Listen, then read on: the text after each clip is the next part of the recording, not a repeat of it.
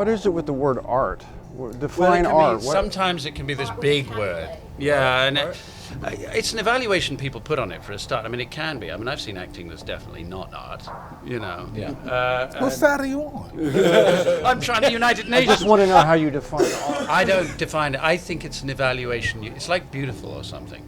You decide what it is. Right. I think it's subjective. I think it's something you evaluate. Why do you think it's not art? Do you think it's a craft? I think it's a craft. Yeah, I think you're right, you know, Nick, but I don't know. I try to come at it from a point of view that I need a writer.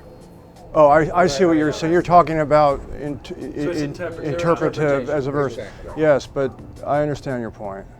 So screenplay writing. Oh, no, any writer. I mean, we start with a book. Right. You know, how many of things do we get that comes from these great books? Yeah. But somebody else did it. But Somebody what about else your set the parameters. Your interpretations are going to have to fall within certain parameters set up by the writer. But isn't there music within you that compels you to speak the words a certain way? Absolutely. Could that not be art? No. Well, now wait a minute. You're going to back me to a corner and make me lie. I'm not trying to make it. I'm not trying. I know you're not. I know you're not. But But in order to defend myself, I'm not trying to be right or wrong. I'm trying to learn something. I am. Okay. Trying to be right or wrong.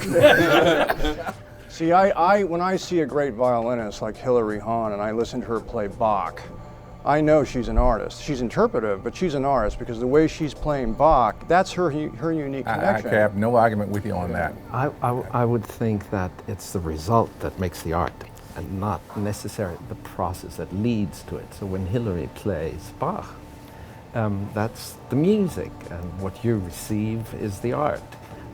That's one of the biggest problems of the actor, because the piece of art, the person, you know, in the end, and the performance and everything that leads up to it is so difficult to separate from each other.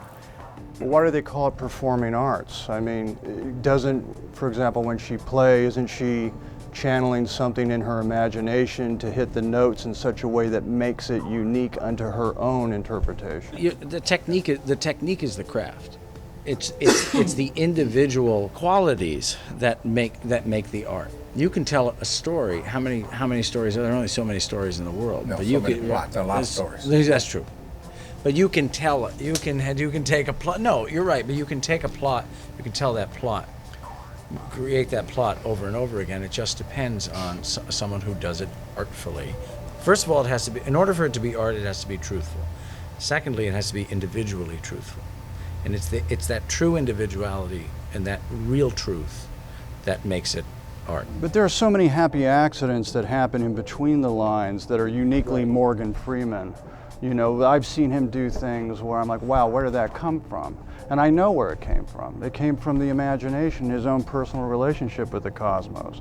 So that, to me, is undeniable. So you can't, I'm not going to denigrate acting and say it's less or it's not, because it is. You have those moments where your whole instrument is your mind and your body. No, we're not hiding behind guitars. It's us. So I have to respect that.